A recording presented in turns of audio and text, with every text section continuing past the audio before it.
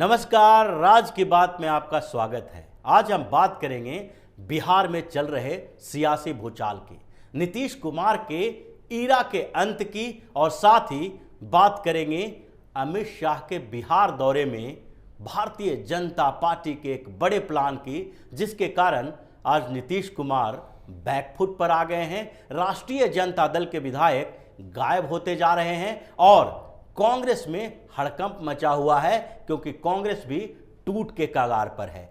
इन सारे कारणों पर चर्चा करने के साथ साथ इस बात की भी चर्चा होगी कि किस तरह नीतीश कुमार अब बैकफुट पर आ गए हैं और अब उनके काल का अंत होने वाला है। उनकी सारी चतुराई खत्म हो गई है और अब उन्हें सीएम पद से इस्तीफा देना पड़ेगा और दोबारा वो सीएम नहीं बन पाएंगे। तो शुरुआत करते हैं बिहार के इस राजनीतिक बदलाव से।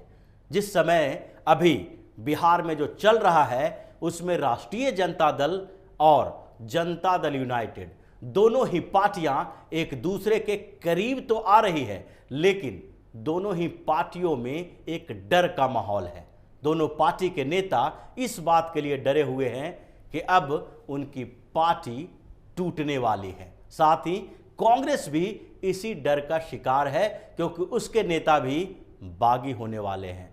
इसलिए नीतीश कुमार ने सबसे पहले आरसीपी सिंह को टारगेट किया और उसके बाद जब उनका आरसीपी सिंह का दांव फेल हो गया तो फिर अपने विधायकों को तत्काल पटना बुलाया है। साथ ही राष्ट्रीय जनता दल के नेता तेजस्वी यादव ने भी अपने विधायकों को पटना आने के लिए फरमान जारी किया है और दोनों ही पार्टियों की बैठकें चल रही है।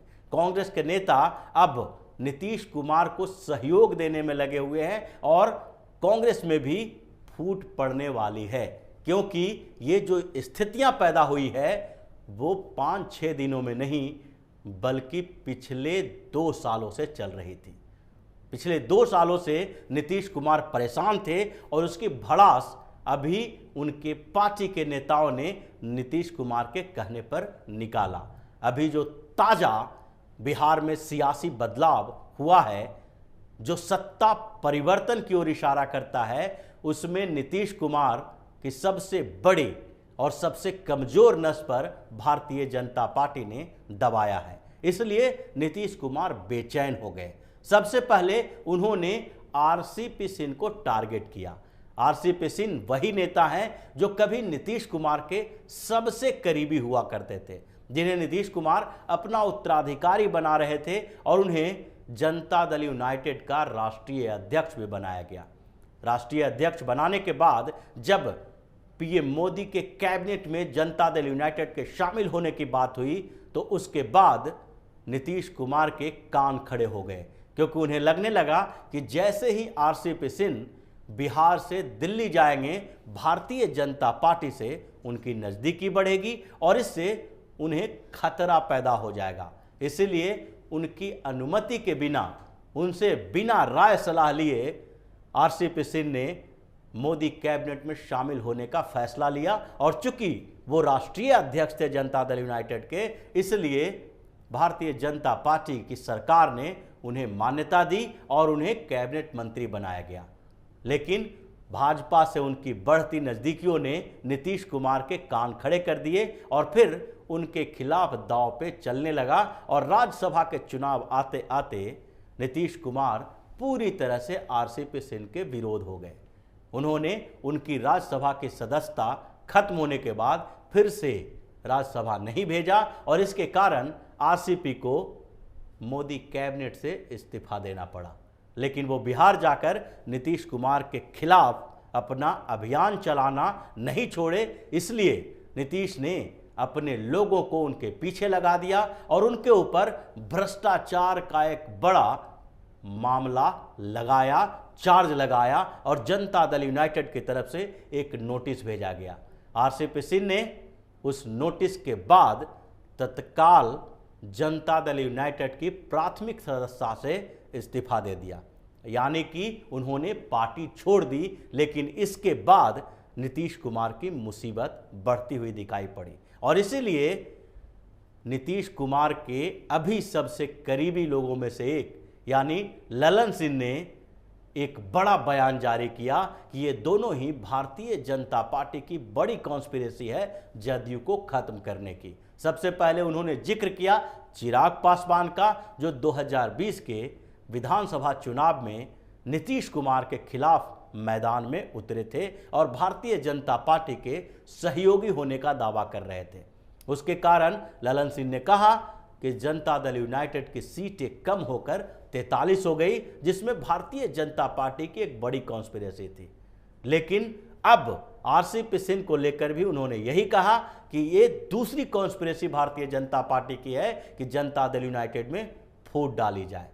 अचानक से ऐसा बदलाव हुआ और फिर नीतीश कुमार ने अपनी पार्टी के विधायकों को पटना आने के लिए बोला, लेकिन उनके पार्टी के 30 से ज्यादा विधायक अभी नीतीश कुमार के साथ नहीं हैं, वो आरसीपी सिंह के संपर्क में हैं। आरसीपी सिंह ने जब पार्टी छोड़ी तो उसके बाद बोला कि जनता दल यूनाइटेड एक डूबता हुआ नाव है और इससे जल्द से जल्द किनारा करने वाले जो लोग हैं वो हमारे साथ जुड़ सकते हैं। उन्होंने पहले ही प्लान बनाया था, क्योंकि वो संगठन में सालों तक काम कर चुके हैं और नीतीश कुमार के बाद जनता दल यूनाइटेड के सबसे पावरफुल नेता हुआ करते थे। इसलिए विधायकों के साथ भी उनका संपर्क है और वो भविष्य की प्लानिंग पर काम भी कर रहे थे। इसलिए उन्होंने तत्काल पार्टी छोड़ी और संगठन के लोगों के साथ साथ पार्टी के विधायकों से भी संपर्क शुरू कर दिया।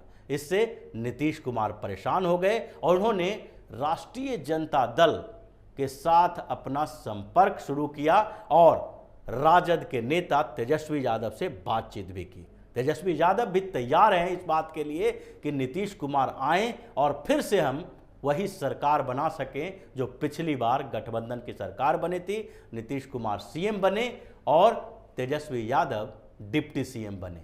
लेकिन अचानक से जो स्थितियां बदली उससे नीतीश कुमार और तेजस्वी दोनों के ही दांव फेल होते दिखाई पड़ रहे हैं।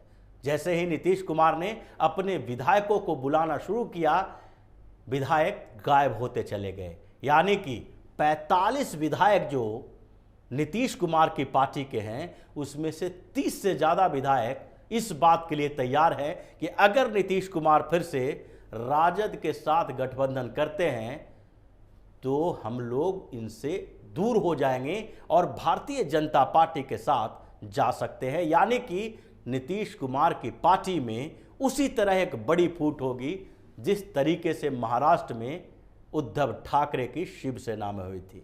और आरसीपी सिंह एकनाथ शिंदे की तरह एक बड़े बंच के विधायकों को लेकर अलग होने वाले हैं। इसलिए नीतीश कुमार की परेशानी बढ़ गई है। दूसरी तरफ आरजेडी में भी कई विधायक गायब नजर आ रहे हैं। उनके 79 जो विधायक हैं उसमें से कम तो 25 विधायक ऐसे हैं जो उनका साथ देने के लिए तैयार नहीं हैं। वो नीतीश कुमार और आरजेडी की सरकार बनाने के लिए तैयार नहीं हैं, वो भी राजद का साथ छोड़ने वाले हैं। तीसरी तरफ कांग्रेस पार्टी है जो बड़ा बढ़ चढ़कर बात कर रही है और भारतीय जनता पार्टी से गठबंधन तोड़वाने के लिए नीतीश कुमार के सामने ऑफर पर ऑफर रख रही है। लेकिन कांग्रेस की भी समस्या दूसरी है, क्योंकि कांग्रेस के 19 विधायक हैं और उसमें से 12-13 विधायक ऐसे हैं जो कभी भी पार्टी का साथ छोड़ने के लिए तैयार हैं। उन्हें लगता है कि उनका भविष्य अंधेरे में है और कांग्रेस के साथ रहकर वो कभी भी आगे की राजनीति कंटिन्यू नहीं कर सकते, वो विधायक भी बने नहीं रह सकते। अगले चुनाव में उनका बेड़ा गर्क होना लगभग तय है। इसलिए ये भी राष्ट्रीय जनता दल और जनता दल यूनाइटेड के बीच जो गठबंधन की चर्चा चल रही है उससे अलग है। यानी कि अगर देखा जाए तो अभी कांग्रेस और जनता दल यूनाइटेड के करीब करीब 43 विधायक ऐसे हैं जो इन पार्टी के नेताओं के संपर्क से बाहर हैं।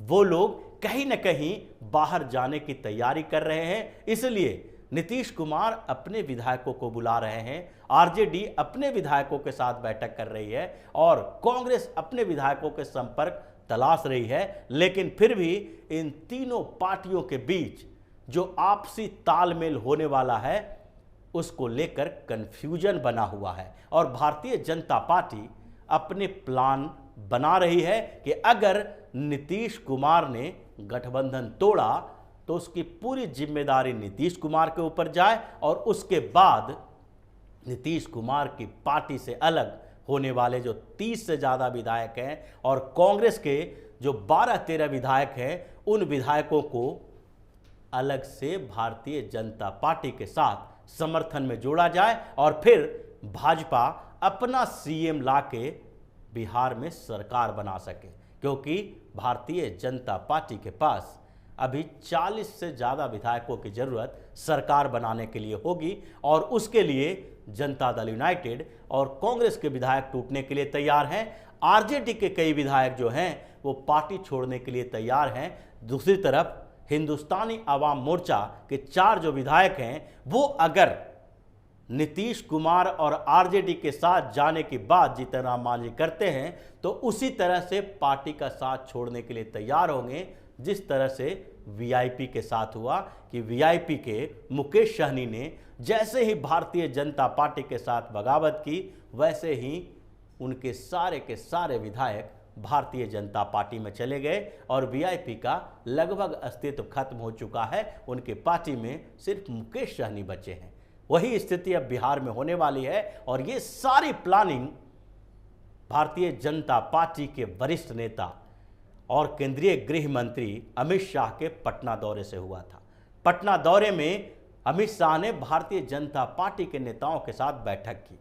इस बैठक में भाजपा के आधार को बढ़ाने के ऊपर ही चर्चा हुई थी, लेकिन आंतरिक तौर पर यह भी चर्चा हुई क्योंकि बिहार के भारतीय जनता पार्टी के नेता इस बात के लिए हमेशा शक करते रहते हैं कि नीतीश कुमार कभी भी उनका साथ छोड़ सकते हैं। इस बात की भी गंभीर चर्चा हुई थी और अमित शाह के सामने रखा गया कि अगर भारतीय जनता पार्टी के साथ फिर से नीतीश कुमार धोखेबाजी करते हैं तो उसके लिए क्या स्ट्रेटजी अपनाई जा सकती है।